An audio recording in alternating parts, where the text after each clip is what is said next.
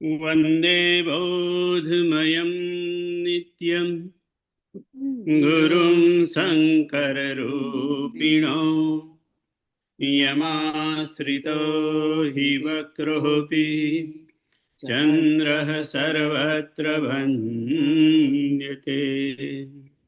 બંદવ ગુરુપદકંજ કૃપા સિંધુ નરરૂપ હરિ મહામોહતમ પુંજ જાસુ બચન રવિ ખર નિખર. જાસુ બચન રવિ કર નિકર.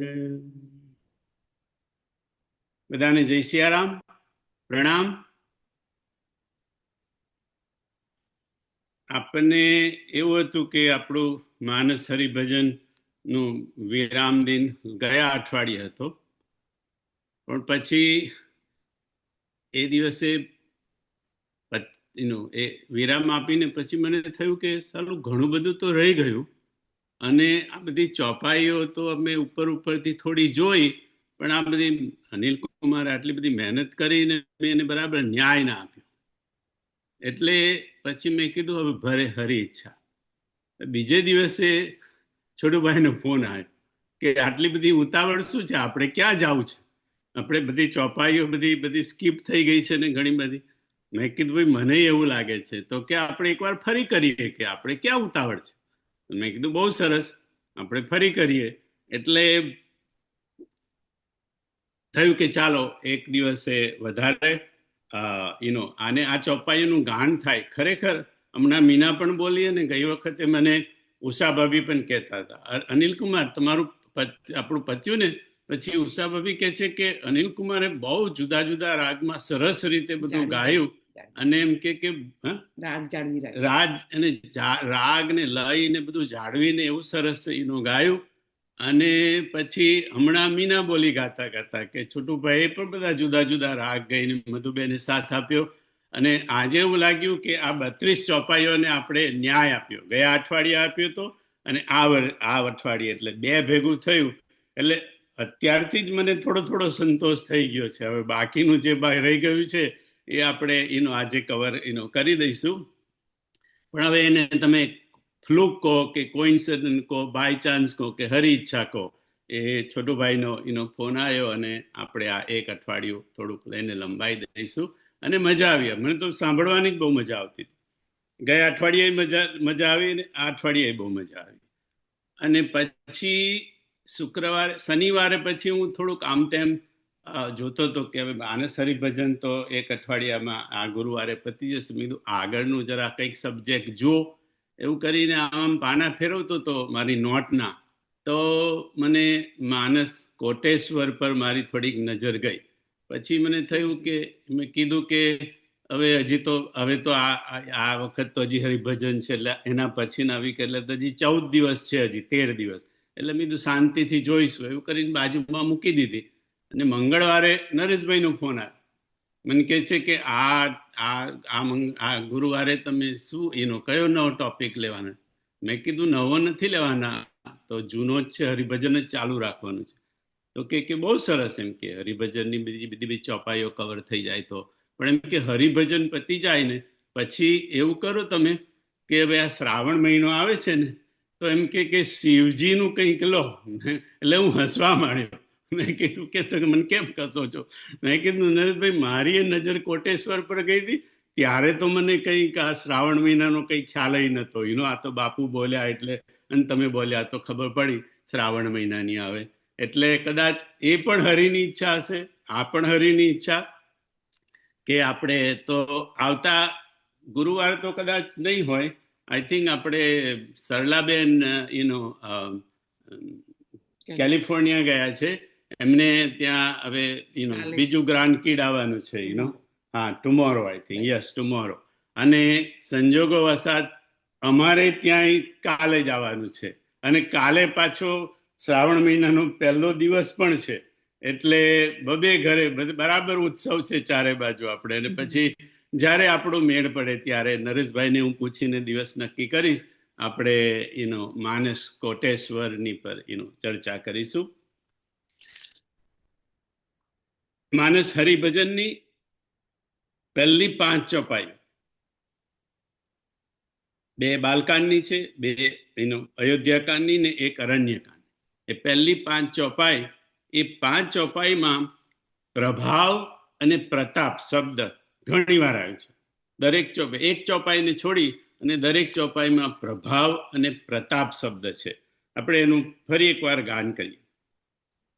તહાં વેદ યસ કારણ રાખા, ભજન પ્રભાવ ભાતિ બહુ ભાષા, જાસુ ત્રાસ ડર કહું ડર હોહી, ભજન પ્રભાવ દેખાવત સોઈ, સુનું રૂપ જાસુ વિમુખ પછિતાહી, જાસુ ભજન બીનું જરની ન જાહી, જેહી લખી લખન હું તે અધિક, મિલે મુદિત મુનિરા, સો સીતાપતિ ભજન કો प्रगट प्रताप प्रभाव, तुम रे ही भजन प्रभाव अघारी, जानू महिमा कछुक तुम्हारी, जानू महिमा कछुक तुम्हारी. આ 5 5માં એક ચોથીને છોડી અને આઈ થિંક ત્રીજીને છોડી, બધામાં જ એમ કે ભજનનો પ્રભાવ ને પ્રતાપ, પ્રભાવ ને પ્રતાપ, પ્રભાવ ને પ્રતાપ. તો થાય કે ભજનનો પ્રભાવ અને પ્રતાપ એટલે શું? તો પ્રતાપ છે, પ્રતાપનો અર્થ થાય પરાક્રમતા. પ્રતાપ એટલે પરાક્રમતા. જુદા જુદા અર્થો છે. પરાક્રમ, તેજ, તેજસ્વીતા, વીરતા, આ બધાને પ્રતાપ કહેવાય. પ્રતાપ એટલે વીરતા, પ્રતાપ એટલે તેજસ્વીતા, પ્રતાપ એટલે તેજ, પ્રતાપ એટલે પરાક્રમ. આથી એ બીજા બધા છે, પણ મૂળ પ્રતાપ. પ્રતાપ શબ્દમાં તાપ શબ્દ આવ્યો છે. પ્રતાપ એટલે પ્રતાપમાં થોડીક વીરતા ને તેજસ્વીતા ને પરાક્રમ ને તેજ તો હોય, પણ થોડોક તાપ પણ હોય પ્રતાપમાં, થોડીક ઉગ્રતા હોય પ્રતાપમાં. तात प्रताप प्रभाव तुम्हारा, को कही सकई को जान निहारा.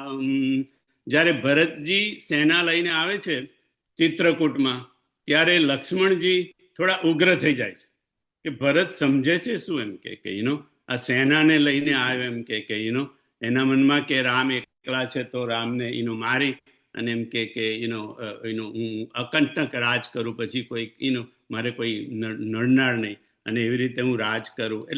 એટલે લક્ષ્મણજી થોડા ઉગ્ર થઈ જાય છે. અને તે વખતે દેવતાઓ લક્ષ્મણજીને કહે છે, तात प्रताप प्रभाव तुम्हारा, को कही सकई को जान निहारा. હે तात, હે લક્ષ્મણ, તમારો પ્રતાપ અને તમારો પ્રભાવ એ કોણ કહી શકે, એને કોણ જાણી શકે? એમ કે તો એક છે પ્રતાપ અને બીજું છે પ્રભાવ. પ્રભાવનો અર્થ થાય અસર, એનું પરિણામ. એનો બીજો અર્થ છે મહત્વ, અથવા તો ગૌરવ, અથવા તો મહિમા, અથવા તો સામર્થ્ય. પણ સામાન્ય રીતે પ્રભાવ એટલે પરિણામ, એનું અસર. આપણે કહીએ કે ભાઈ દવાનો પ્રભાવ આવો હોય, આપણે દવા લઈએ તો દવાનો પ્રભાવ આવો હોય, તો કે પ્રભાવ એટલે અસર, એનું પરિણામ, અથવા તો એનું મહિમા. પણ પ્રભાવ શબ્દમાં છોડભાઈ ભાવ શબ્દ છે. પ્રભાવ, પ્રતાપમાં તાપ છે અને પ્રભાવમાં ભાવ છે, એક વિશિષ્ટ ભાવ. એટલે બુદ્ધ પુરુષોમાં પ્રતાપ પણ હોય, લક્ષ્મણજીમાં જેમ, અને પ્રભાવ પણ હોય. એવી જ રીતે અત્યારે આપણે હરિભજનની વાત કરીએ તો હરિભજનમાં પણ પ્રતાપ પણ હોય અને હરિભજનમાં પ્રભાવ પણ હોય. હરિભજનની ચોપાઈ છે ને, આ દોહો છે, જેહી લખી લખન હું તે અધિક, મિલે મુદિત મુનિ રાવ, સો સીતાપતિ ભજન કો પ્રગટ પ્રતાપ પ્રભાવ. હરિભજનમાં પણ પ્રતાપ હોય અને પ્રભાવ હોય. અને કે છે આમ તો 3 શબ્દ છે, પ્રતાપ, પ્રભાવ અને પ્રસાદ. પ્રસાદ એટલે કરુણા, પ્રસાદ એટલે કૃપા, પ્રસાદ એટલે કોઈકનો અનુગ્રહ. બુદ્ધ પુરુષમાં આ 3 વસ્તુ હોય, પ્રતાપ પણ હોય, પ્રભાવ પણ હોય અને પ્રસાદ પણ, એમની કરુણા પણ હોય. પણ હરિભજનમાં પણ પ્રતાપ હોય, પ્રભાવ હોય અને પ્રસાદ પણ હોય. ભજનનો પ્રતાપ, પ્રભાવ ને પ્રસાદ, જેમ લક્ષ્મણજી કોઈ બુદ્ધ પુરુષનો પ્રતાપ, પ્રભાવ ને પ્રસાદ હોય, એવી રીતે કોઈક પરમહંસ જેવા કોઈક શ્રોતા, પરમહંસ વક્તા, શ્રેષ્ઠ કથાકાર, એમનો પણ પ્રતાપ હોય, એમનો પણ પ્રભાવ હોય અને એમનો પ્રસાદ પણ હોય, કૃપા પણ હોય. બુદ્ધ પુરુષનો પ્રતાપ એ આપણને સત્ય તરફ લઈ જાય. બુદ્ધ પુરુષનો પ્રતાપ આપણને સત્ય તરફ લઈ જાય. કેમ? તો કે પ્રતાપમાં મેં કીધું ને, થોડીક ઉગ્રતા હોય, થોડો તાપ હોય. સત્ય પણ આપણને થોડું તપાવે, સત્ય થોડું તપાવે. તો બુદ્ધ પુરુષનો પ્રતાપ આપણને, અને હરિભજનનો પ્રતાપ આપણને સત્ય તરફ લઈ જાય, કારણ કે સત્ય થોડું તપાવે. બુદ્ધ પુરુષનો અને હરિભજનનો પ્રભાવ આપણને વિશિષ્ટ ભાવ તરફ લઈ જાય. કયો ભાવ? તો કે પ્રેમ.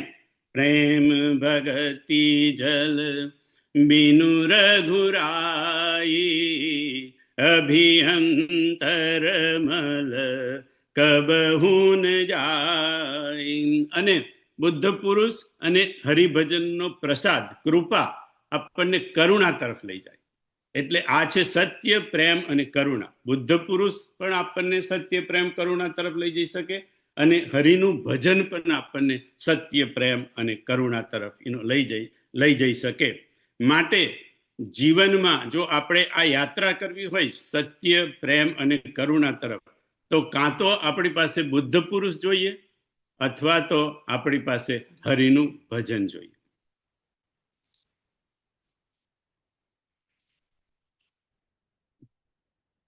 છઠ્ઠી ચોપાઈ, હું ચોપાઈ જ કહીશ, ઘણા તો દોહા પણ છે, પણ નંબર એમને જે અનિલ કુમારે જે રીતે આપેલા છે. સંત ચરણ પંકજયતિ પ્રેમ, મન ક્રમ વચન ભજન દ્રઢ નેમ. સંત, આ લીટી છે રામ ગીતાની. ભગવાન રામજી લક્ષ્મણજીને રામ ગીતા સંભળાવે છે. એની અંદર ભક્તિની રીત બતાવી છે, ભક્તિનું સાધન. ભક્તિ કી સાધન કહે હું બખાની, સુગમ પંથ મોહી પાવહી પ્રાણી. ભક્તિની રીત ભગવાન રામ લક્ષ્મણજીને બતાવી રહ્યા છે. અને એમાં કીધું છે, સંત ચરણ પંકજ અતિ પ્રેમા, મન ક્રમ વચન ભજન દ્રઢ નેમા. હે ભાઈ, ભક્તિની તરફ આગળ જેને વધવું હોય, ભક્તિની રીત જાણવી હોય, ભક્તિનું સાધન જેને જાણવું હોય, એને સંતના ચરણોમાં પ્રેમ કરવાનો. કોઈ પણ બુદ્ધ પુરુષ, કોઈ પણ સંત, કોઈ સદગુરુના ચરણમાં, અને મન, ક્રમ અને વચનથી ભજન કરવાનું, દ્રઢ નિયમ સાથે.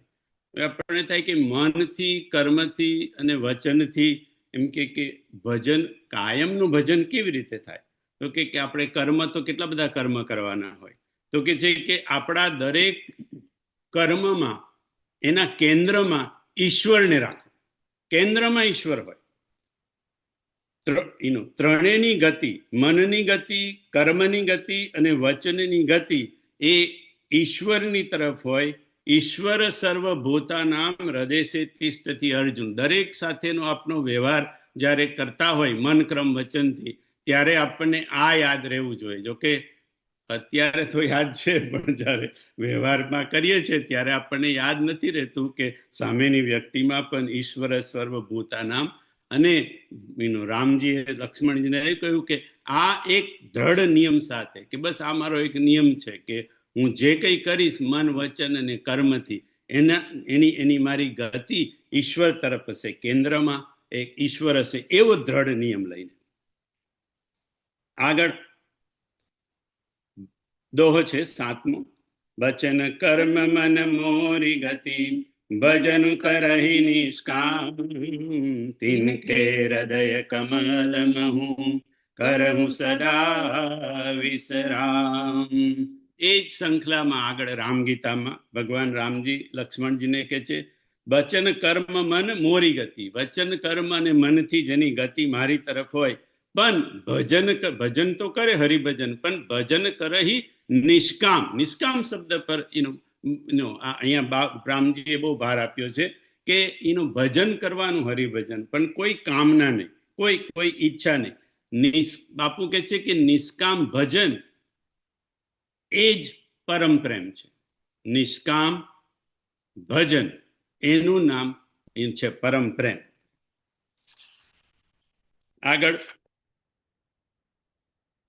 અરણ્યકાંડ નો 8મો.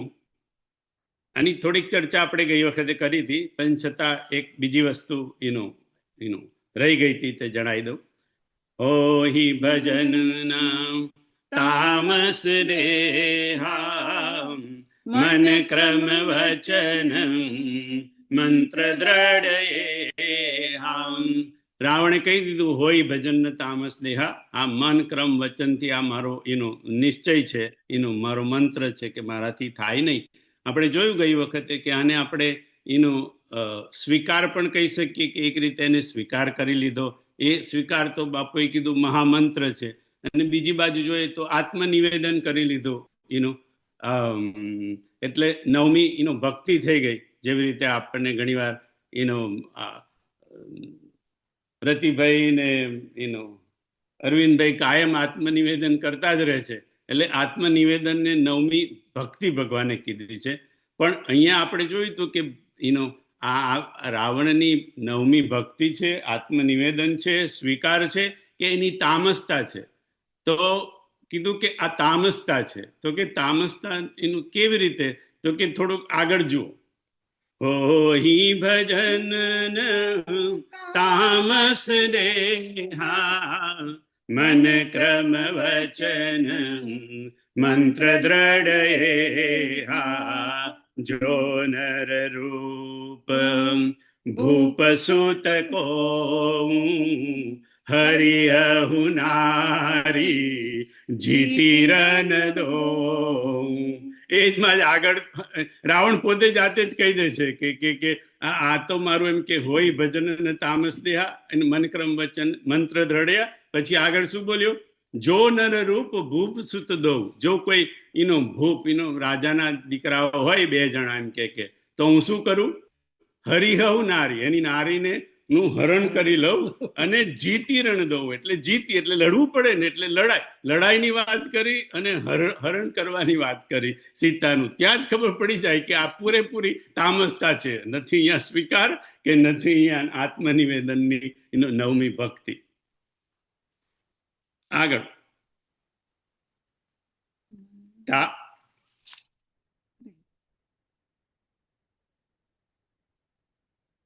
ઓકે, નહીં આગળ જઈએ પહેલા. હાજી, તો આપણે થોડા તામસી છીએ, રાઈટ? આપણે રાવણની જેમ, રાવણ તો તામસી હતો, આપણે પણ થોડા તામસી છીએ, થોડા રાજસી છીએ. સાત્વિક તો ક્યારેક બની જઈએ, કથામાં બેસીએ ને થોડુંક સત્સંગમાં બેસીએ ને જરાક વાર માટે કદાચ સવારે અડધો કલાક સાત્વિક થોડા થઈ જતી હશું. બાકી તો આપણે દોડી એટલે કામ ને કામ, એ બધું રાજસતા છે. એટલે આપણે થોડાક સાત્વિક થોડા ઘણા રાજસી અને ઘણા બધા તામસી. તો પછી તામસીને ભજન કરવું હોય તો તામસી કેવી રીતે ભજન, આપણા જેવા તામસી લોકો થોડાક રાજસી કેવી રીતે ભજન, આપણા માટે ભજનની વિધા કઈ? તો આપણે ગઈ વખતે જોઈ હતી કે ભજનની વિધા 4 પ્રકારની હોય. બાપુએ કીધું કે પહેલા આપણે હરિનું નામ લેવા, શરૂઆત ત્યાંથી કરવાની, હરિના નામથી. ભજનની શરૂઆત, આપણા ભજનની, તામસી લોકો રાજસી લોકોની શરૂઆત હરિના નામથી કરવાની. કેમ નામથી કરવાની? તો કે જેનું નામ તમે વારંવાર લો, બહુ લો, બાપુ કે ક્યારેક તમને એ વ્યક્તિને મળવાનું મન થાય, ક્યારેક એ વ્યક્તિને જોવાનું મન થાય. હવે તમે જોશો કે અમે ભગવાનનું નામ લઈએ છીએ, અમે ભગવાનને તો જોયા છે, પણ આપણે ભગવાનને જોયા નહીં, આપણે ભગવાનના ફોટા જોયા છે. હવે ભગવાન એ છે કે નહીં એ ખબર નથી, કારણ કે એ જો ન હોત તો મનુને શત્રુપા એવું ના કહે કે અમારે તમારું એ રૂપ જોવું છે, કારણ કે ફોટા તો જોયેલા, એમને જોયા જ હશે ને ફોટા મનુ શત્રુપાએ. આટલું બધું તપ કરવાની, કેટલા 23,000 વર્ષ કે એવું કંઈક તપ કર્યું હતું તો મનુ શત્રુપાએ.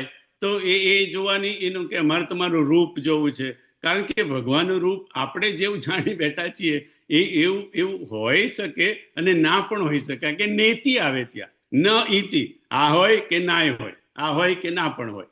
એટલે એમ કે જે નામનું આપણે રટન કરીએ, એનું હરિભજન કરીએ, એ પછી નામીને ક્યારેક આપણને જોવાની, એનું રૂપ જોવાની ઈચ્છા થાય. એ બાપુએ કીધું કે એ રૂપ ભજન છે. પેલું નામ ભજન, પછી રૂપ ભજન, પછી આપણે વાત થઈ કે લીલા, પછી કે શું કરતો હશે, એની દિનચર્યા કેવી હશે એ જાણવાની કોશિશ કરવાની થાય, તો એ આપણી લીલા ભજન કહેવાય. અને છેલ્લે એનું ધામ, એ ક્યાં રહેતો હશે, ક્યાં હશે, તો એ ધામમાં પછી આપણે પણ નથી ધામમાં આટો મારી આવતા વર્ષમાં એકાદ વાર એનું સેંજલ ધામમાં, એનું તલગાજડા ધામમાં, એ ધામમાં જવાની ઈચ્છા થાય એનું. તો આ વિધા છે એનું નામ, રૂપ, લીલા અને ધામ, જેની આપણે ગઈ વખતે ચર્ચા થઈ. પણ શરૂઆત કરવાની નામથી, હરિના નામથી. આપણા ભજનની શરૂઆત આપણા જેવા લોકો માટે હરિના નામથી. ભજનાનંદી પુરુષ માટે પપ્પુએ કીધું કે ભજનાનંદી પુરુષ માટે કે સાધક માટે ભજન એ જ જીવનનો ધર્મ, ભજન એ જ જીવનનો અર્થ, ભજન એ જ જીવનનો કામ, અને ભજન એ જ જીવનથી મોક્ષ થઈ જાય. એનો 4 એનું ધર્મ, અર્થ, કામ અને મોક્ષ. ભજનાનંદી માટે આ 4 વસ્તુ ભજનથી શરૂ થાય અને ભજનમાં જ પૂરું થઈ જાય. આગળ 11મી ચોપાઈ.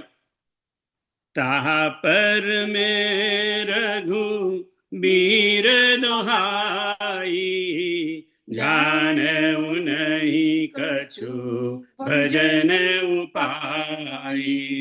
હનુમાનજી રામજીને મળે છે કિષ્કિંધા કાંડમાં, એ વખતની આ ચોપાઈ છે કે હે રામજી, હું તો તમને એનો ઓળખી ના શક્યો, પણ તમે મને ઓળખી ના શક્યા એમ કે એનો, અને હું શું કરું એમ કે એક મેં મંદ મોહ, બસ હું મંદ છું, મોહને વશ છું, એટલે હું તમને એનો ઓળખી ના શક્યો. અને બીજું, તા પર મે રઘુ બીર દોહાઈ, જાણવું નહીં કછું ભજન ઉપાય. મને ભજનનો એક આંકડો આવડતો નથી, મને ભજનનું કોઈ એક સાધન આવડતું નથી, મને ભજનની કોઈ એક રીત આવડતી નથી.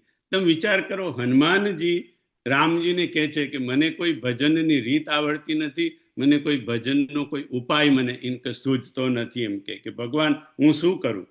તો કે રામજીએ કીધું કે તને ભજનનો ઉપાય, તને ભજન કેમ કરવું એ તું કાંઈ જાણતો નથી? તો કે ના ભગવાન, હું કાંઈ જાણતો નથી.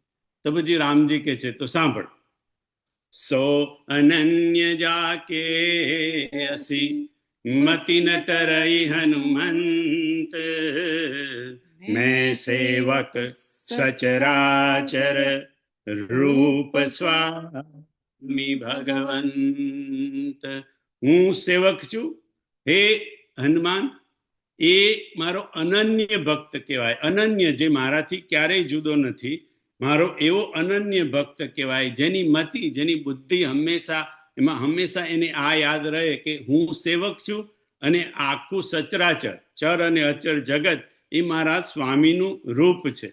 જે વસ્તુ એમને લક્ષ્મણજીને આગળ કઈ રામજીએ એ જ વસ્તુ કે છે કે આપણે કીધું મન ક્રમ વચનની અંદર એના કેન્દ્રની અંદર એમ કે ઈશ્વર હોય, એની ગતિ ઈશ્વર તરફ હોય. એ જ વસ્તુ અહીંયા એમને હનુમાનજીને કીધું કે મેં સેવક અને સચરાચર રૂપ રામ ભગવંત, અથવા તો રૂપ સ્વામી ભગવંત. માનસમાં સ્વામી શબ્દ છે, બાપુ હંમેશા રામ શબ્દ વાપરે છે. એ જ્યારે આપણા જીવનમાં અને આપણી મતિમાં, આપણી બુદ્ધિમાં ઠસી જાય ત્યારે સમજવું કે ભગવાને જે હનુમાનજીને ઉપદેશ આપ્યો હતો, સંદેશ આપ્યો હતો, એ આપણા જીવનમાં આવી જાય તો આપણા જીવનના કેટલાય બધા પ્રોબ્લેમ દૂર થઈ જાય કે ભાઈ હું આની જોડે કેવી રીતે તકરાર કરી શકું, કારણ કે મેં સેવક, હું તો સેવક છું અને આખું રૂપ જે છે મારી સામે એ મારા ભગવાનનું જુદું જુદું રૂપ છે. તો બાપુ કે પ્રશ્ન એવો થાય કે ભગવાનનું રૂપ કોઈ અમુક વ્યક્તિ એવી હોય તો એને આપણે ભગવાનનું રૂપ કેવી રીતે કહી શકીએ? કોઈક તો બહુ વિકરાળ હોય, કોઈક તો બહુ કઠોર હોય, કોઈક તો બધા એકદમ હિંસાવાળા હોય, કોઈક પાપી હોય. તો કેવી રીતે? બાપુ એક કથામાં કહ્યું હતું કે અર્જુને જ્યારે ભગવાનનું રૂપ જોયું, છોટભાઈ વિશ્વ રૂપનું દર્શન કર્યું ત્યારે અર્જુન ધ્રુજી ઉઠ્યો. ધ્રુજી કેમ ઉઠ્યો હતો? કે એની અંદર ભગવાનનું ખાલી એક કોમળ સ્વરૂપ જ નહોતું, ભગવાનના કઠોર કઠોર સ્વરૂપો પણ એવા એવા સ્વરૂપો હતા કે જેની અર્જુને ક્યારેય કલ્પના પણ નથી કરી કે એ ભગવાન તમારું આવું રૂપ હોય. ધ્રુજી ઉઠ્યો હતો અર્જુન. એટલા માટે આપણે ત્યારે વિચાર કરવાનો, સો અનન્ય જાકે અસી મતિ ન ટરઈ હનુમંત, મેં સેવક સચરાચર રૂપ સ્વામી ભગવંત. કોઈ આપણી સામે મુસાફરી ક્રોધી આવી જાય ને તો આપણે સમજવાનું આ ભગવાનનું ક્રોધ વાળું સ્વરૂપ છે. કોઈ આપણી જોડે કોઈ ચાલાક આવી જાય તો કહેવાનું કે આ ભગવાનનું ચાલાક વાળું સ્વરૂપ છે. કોઈ આપણી જોડે કોઈ લોભી આવી જાય તો એ સમજવાનું કે આ ભગવાનનું લોભી સ્વરૂપ આપણી આ છે. ક્યારેક આપણી જયારે સંત કોઈ આવી જાય તો ભગવાનનું આ સૌમ્ય સ્વરૂપ છે આપણી આરે. બધા જ સ્વરૂપને જો આપણે આ વિચારતા શીખી જઈએ તો કદાચ શરૂઆતમાં એકદમ તો મેળ ના બેસે, પણ ધીરે ધીરે ધીરે ધીરે ધીરે આ જે સંદેશ, અને હનુમાનજીએ તો આપણે એકવાર ચર્ચા પણ થઈ, હનુમાનજીએ તો આને હંમેશા યાદ રાખ્યું. પહેલું ને છેલ્લું આ પહેલો જ મેળાપ હતો હનુમાનજી જોડે રામજીનો. અને રામજીએ જે છોટુભાઈ રામજીએ એક જ વાર એમને કીધું અને એમને તો બધે જ યાદ રાખ્યું. ક્યાં ક્યાં રાખ્યું? ખાય હું ફલ પ્રભુ લાગી ભૂખા, કપી સુભાવ તે તોરે રૂખા. ઘણા લોકોને હજી બાપુ કે તકલીફ છે કે હનુમાનજીએ એમ કે રાવણને પ્રભુ કીધો એમ કે એટલે એમને તો સ્થળાંતર કર્યું કહેવાય. હનુમાનજીના પ્રભુ તો રામ છે અને એમને તો રાવણને પ્રભુ કહ્યો. પણ હનુમાનજી કે હું કરું છું, મને પહેલે જ દિવસે કહી દીધું રામજીએ, મેં સેવક સચરાચર રૂપ સ્વામી ભગવંત, મેં સેવક સચરાચર રૂપ સ્વામી ભગવંત. એટલે તો પછી ચંદ્રમામાં પણ એમને કીધું કે ભગવાન શું કરે? આ ચંદ્ર તો તમારો દાસ છે. તવ મૂર્તિ બીધું ઉર વસતી, સોઈ શ્યામતા ભાસ. ચંદ્રમા, હવે ચંદ્રના તો કેટલા અવગુણ છે. આપણે તો બાલકાંડમાં બધા ગણાવેલા છે ચંદ્રમાના કેટલા અવગુણ છે. એમાં તો નથી જવું, પણ એમ કે આટલા બધા અવગુણ વાળા ચંદ્રમામાં એમને ભગવાન દેખાયા હનુમાનજીને, રાવણમાં એમને એ દેખાયો, અને આપણને આપણા સ્પાઉસમાં નથી દેખાઈ શકતો હજી સુધી. તો હવે તમે જો ક્યાં મેળ પડે. હવે રાવણને એવા દુષ્ટ લોકોને એ બધાની વાત તો બહુ દૂરની રહી, આપણને આપણા ઘરના લોકોમાં હજી તો આ દેખાતું નથી. એટલા માટે सो अनन्य जाके असी मति न टरई हनुमंत, मैं सेवक सचराचर रूप स्वामी भगवंत।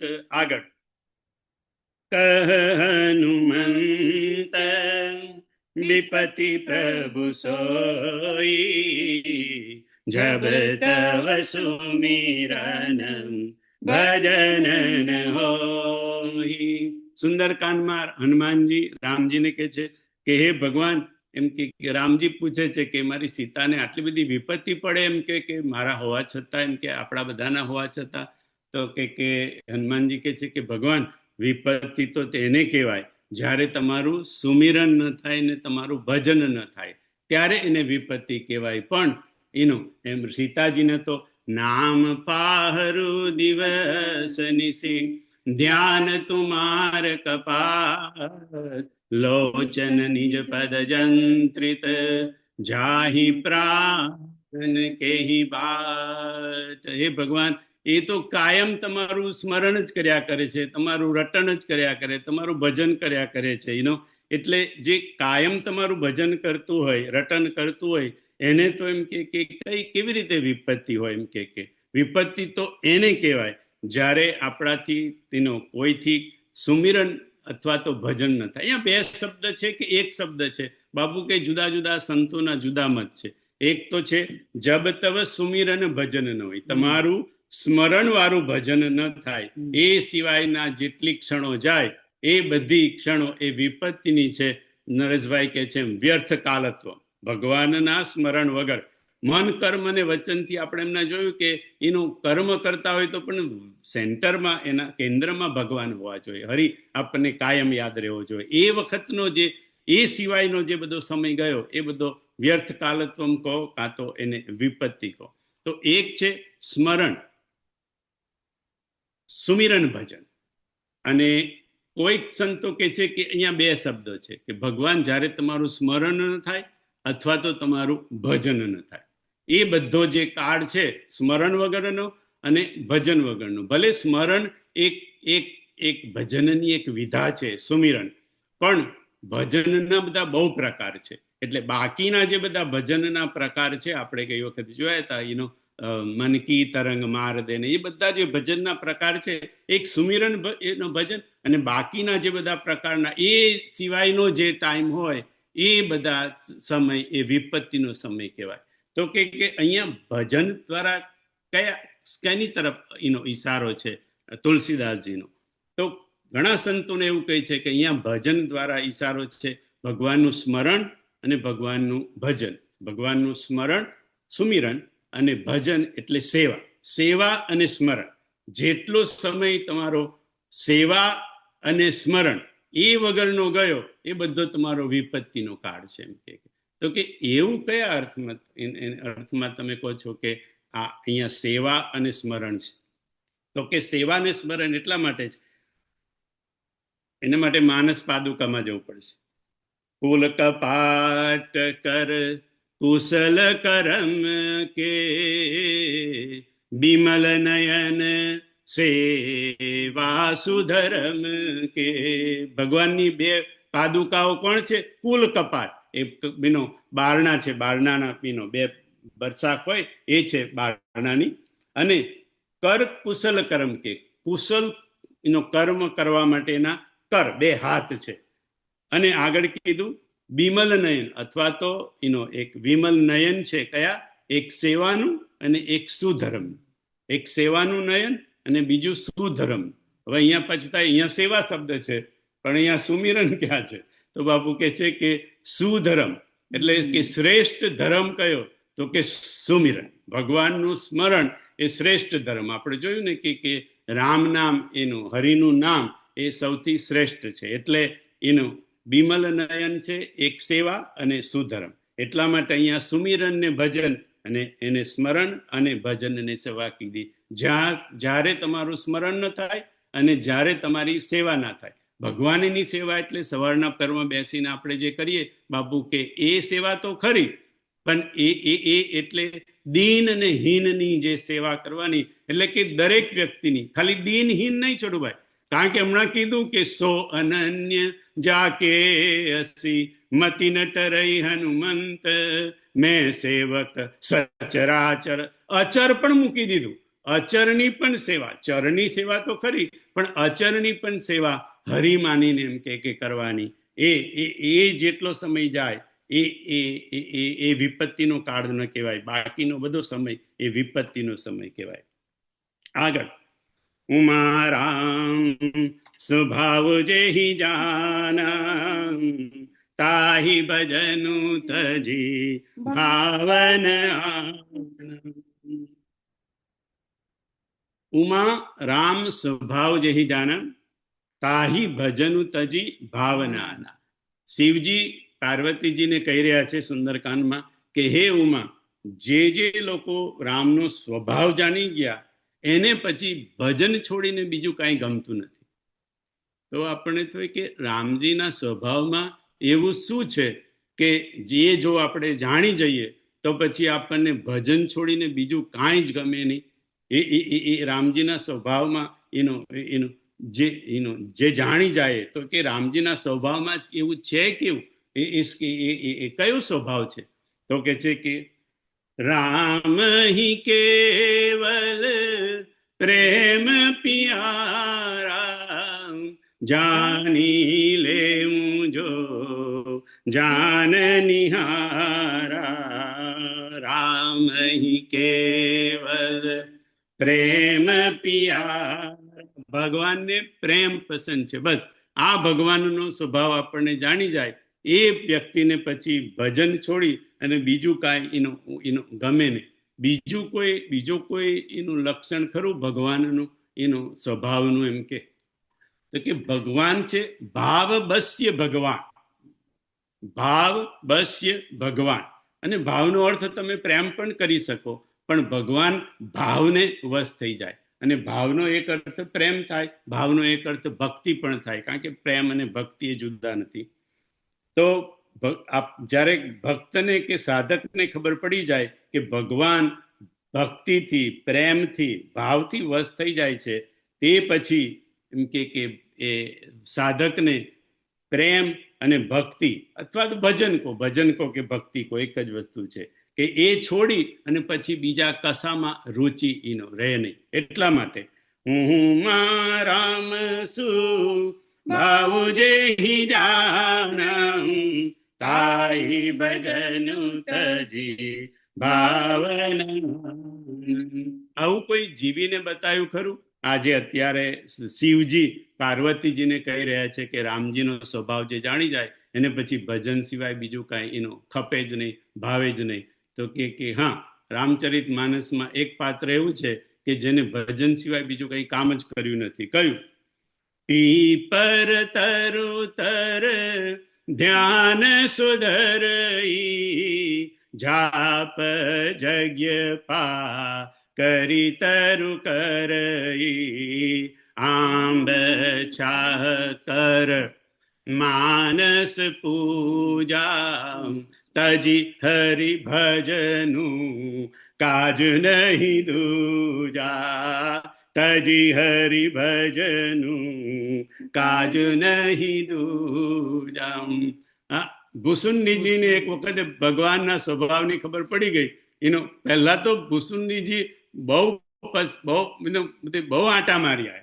આપણે આ ભૂષણ ઉત્તરકાંડમાં જાણીએ છીએ ભૂસુંડીજી કેટલાય આંટા મારી આવ્યા અને કેટલા શ્રાપ મળ્યા. શિવજીનો શ્રાપ મળ્યો, લોમસ મુનિનો, કેટલા મુનિને શ્રાપો મળ્યા, પણ બધું હોય ને છેલ્લે પછી લોમસ મુનિના આશીર્વાદ મળ્યા, રામજીએ આશીર્વાદ આપ્યા. અને પછી જે એમની પાછલી અવસ્થામાં છે, જે બાકીના જે બધા એમના કલ્પની અંદર, એમને તો બસ આંબ ચાહ કર માનસ પૂજા તજી હરિ ભજનું કાજુ નહીં દૂજા. પાપવંત કર સહજ સ્વભાવું ભજનું મોર તેહી ભાવન કાઉ. હજી એ સુંદરકાંડમાં છીએ આપણે. પાપવંત કર સહજ સ્વભાવ, ભજન મોર તેહી ભાવન કાઉ. રામજી જયારે વિભીષણ મળવા માટે આવે છે, રામજી રાવણ લાત મારે છે ને વિભીષણ ત્યાંથી નીકળી જાય છે ને રામજી પાસે આવે છે, ત્યારે ભગવાનને સુગ્રીવ સાથે એનો વાર્તાલાપ થાય છે. ત્યારે ભગવાન કહે છે કે પાપવંત કર સહજ સ્વભાવ. જો એના મનમાં પાપ હોત, એ પાપી હોત વિભીષણ, તો એમ કે પાપવંત કર સહજ સ્વભાવ, પાપીઓનો એવો સ્વભાવ હોય, એને ભજન મોર તેહી ભાવન કાવ. પાપીઓને મારું ભજન ગમે નહીં, ભાવે નહીં. તો આપણને જો ભજન ભાવવા માંડે, ભજન ગમવા માંડે, તો બાપુ કે સમજવું કે આપણે પાપવંત સ્વભાવ નથી, અથવા તો હતો તો એ સદગુરુએ દૂર કરી દીધો, ભજને દૂર કરી દીધો. કારણ કે પાપવંત કર સહજ સ્વભાવ, ભજન મોર તેહી ભાવન કાવ. જો આપણને ભજનમાં થોડોક પણ આનંદ મળ્યો, થોડોક પણ એ થયો, તો સમજવું કે આપણા સ્વભાવનો જે પાપ હતા, એ બધા પાપ ધીરે ધીરે ધીરે ધીરે વિદાય લે છે. કારણ કે જ્યાં સુધી પાપ વિદાય ના લે, ત્યાં સુધી આપણને ભજનમાં એમ કે રુચિ લાગે નહીં. કોઈકે બાપુને પ્રશ્ન કર્યો કે બાપુ, અમારું ભજન, અમે ભજન કરીએ છીએ તો ખરા, પણ અમારું ભજન કાયમ ટકતું નથી. અમારું ભજન ટકતું કેમ નથી? એનું એમ કે અમારે આપણે અહીંયા પણ આવો સિમિલર ક્વેશ્ચન આર્કન્સાસમાં આપણે ત્યાં પણ લિટલ રોક, 3 લિટલ રોક, ત્યાં પણ પૂછ્યો હતો કે ભાઈ કે બાપુ અમારું ભજન કાયમ ટકતું કેમ નથી? અમારે ભજન કરવું છે, અમે કરીએ પણ છે. તો કે ભજન ટકતું નથી બાપુ, કે એના ઘણા કારણો છે, પણ ટૂંકમાં કેવું હોય તો અહીંયા બાપુએ કીધું, એ કહું છું. લિટલ રોકની વાત તો લિટલ રોકમાં આપણે બધા જાણીએ છીએ, પણ અહીંયા કીધું કે એના 3 કારણ છે. અને આ 3 કારણ છોટભાઈ પેલા નથી, લિટલ રોક વાળા નથી. આ કીધું આ તમારું, એટલે કહું છું કે આપણને લાગુ પડતા કારણ છે. એમાં પહેલું કારણ આપણું ભજન ટકતું નથી, આપણી આળસને લીધે, આપણી આળસ ને આપણો પ્રમાદ, એના લીધે આળસ ને પ્રમાદ આપણા ભજનમાં આડા આવે છે. બીજું, આપણું વિષય ભોગ લાલસા. વિષય ભોગ, આપણે ભજન કરવું હોય પણ ચાલો આ કરી આવીએ, ચાલો પેલું કરીએ. આપણા બધા ઇન્દ્રિયો એ આપણે કાયમ વિષયો ખોળતી હોય, એટલે આપણે ભોગની લાલસા આપણી એટલી બધી વધી જાય કે એવું થાય કે ચાલો હવે આ કરી લઈએ, ભજન તો પછી કરીશું. આજે કરશું કાલે કરશું, એટલે ભૂલી ગયો છોટુભાઈ, ભજીશું સીતારામ કાલે, એટલે બધું એ કાલ પર જાય. આજે ભોગવી લો, ભગવાનનું ભજન તો કાલે થશે. એટલે વિષય ભોગની લાલસા, થોડી વાર આપણે થોડું ભજન કરીએ અને થોડી વાર આપણને વિષય ભોગ પાછા આપણને યાદ આવે, એટલે ભજન છોડી અને આપણું મન પાછું વિષય ભોગ તરફ જતું રહે. એટલે બાપુ કહે છે, એક તો આળસ અને પ્રમાદ આપણને ભજન નથી કરવા દેતું. બીજું, વિષય ભોગની લાલસા, એ આપણને એને લીધે આપણું ભજન કાયમ ટકતું નથી.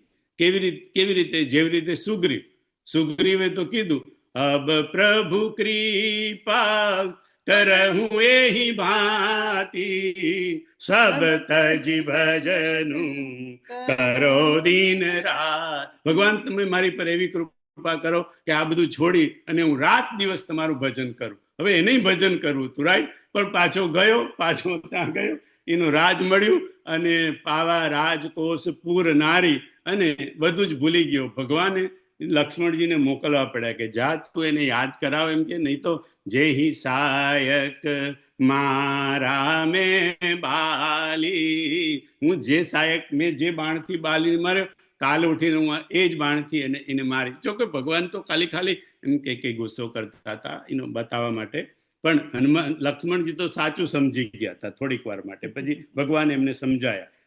અને એ વિષય ભોગની લાલસા આપણી તો એ તો કરે જ ને, આપણો લીડર છે, રાઈટ? આપણા વિષય જીવનો જીવાત્મા લીડર છે. એટલે સુગ્રીની જેમ આપણે પણ ભોગ લાલસામાં ડૂબી જઈએ. અને ત્રીજું બાપુએ કીધું કે શંકરાચાર્યની ભાષામાં કહું તો આળસ, ભોગ લાલસા અને અનુસંધાન રાહિત્ય. અનુસંધાન રાહિત્ય, અનુસંધાન એટલે કે અનુસંધાન જે આપણે ભગવાનની જોડે અનુસંધાન આપણું બંધાઈ ગયું હોય એનો, એમાં વારે ઘડીએ એમ કે એનો તૂટી જાય. થોડી થોડી વારે અનુસંધાન ભગવાન જોડે અનુસંધાન થાય અને તૂટી જાય, અનુસંધાન થાય ને તૂટી જાય. એ અનુસંધાન રાહિત્યમ, વારંવાર આપણા અનુસંધાનનું તૂટી જવું. મન, બુદ્ધિ અને ચિત્ત વારે ઘડીએ એ અહીં ને તહીં ભટકવા માંડે. એનું થોડુંક ભજન કરીએ ને પછી મન અહીંયા ભટકે, થોડું ભજન કરીએ બુદ્ધિ અહીંયા ભટકે, થોડું ભજન કરીએ ચિત્ત, આપણી ચિત્તની એકાગ્રતા તૂટી જાય. એટલે મન, બુદ્ધિ અને ચિત્ત અહીં ત્યાં ભટકે એને અનુસંધાન રાહિત્ય કહેવામાં આવે. તો બાપુ કે ભજન આપણું ટકતું નથી આળસને લીધે, વિષય ભોગની લાલસાને લીધે, અને આપણું અનુસંધાન મન, બુદ્ધિ અને ચિત્તનું અનુસંધાન ટકતું નથી. એટલા માટે આ 3 કારણો માટે. હવે આપણે તો કેટલે પહોંચ્યા છે? 15 પર પહોંચ્યા છે. ભાઈ બહેન માફ કરજો નરેશભાઈ, આપણે એવું કે પતી જશે પતી જશે, પણ આ હરિભજનને આપણને છોડવું નથી અને આપણે હરિભજનને છોડવું નથી. એટલે કઈ નહીં, હજી બાકીની ચોપાઈઓ છે એને આપણે ફરી ન્યાય આપીશું, હજી કોઈ ત્રીજી વ્યક્તિ પાસે ગવડાવીશું.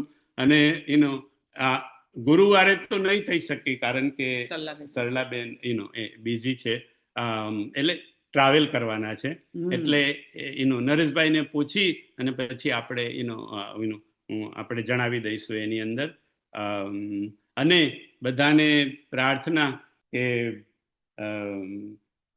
અમારા માટે અને સંગીતની દુનિયા માટે, બંને માટે પ્રાર્થના કરજો, બધા આશીર્વાદ આપજો કે સારી રીતે એમ કે એ થઈ જાય. અને બીજું આ ભાભી આયા એટલે મને યાદ આવ્યું કે તમે બધા બીજી હો એક પ્રાર્થના કરજો મારા માટે. કારણ કે નરેશભાઈ આ પહેલી વખતે પ્રયોગ કર્યો છે, 70 થવાના છે આ રવિવારે, એટલે 70 કલાકનું મૌન ધારણ કરવાનું શરૂ કર્યું છે આજથી.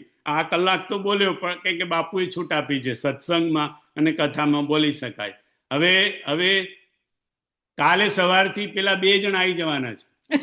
હવે એ 2ની સાથે મેં ક્યારેય મૌન રાખ્યું નહીં, પણ અમારા ભાભીના જો આશીર્વાદ મળે તો કદાચ થઈ જાય, કારણ કે એ કાયમ 2 છે ત્યાં આગળ અમારે શ્રી ને પેલો તો રાખીશ, સિદ્ધ રાખી શકે છે. તો ભાભી આશીર્વાદ આપજો કે એ 2ની હાજરીમાં હું રાખી શકું તો મારા 70 કલાક પૂરા થઈ જાય. તમે બધા મારા માટે પ્રાર્થના કરજો પ્લીઝ. જય સિયારામ, બધાને પ્રણામ.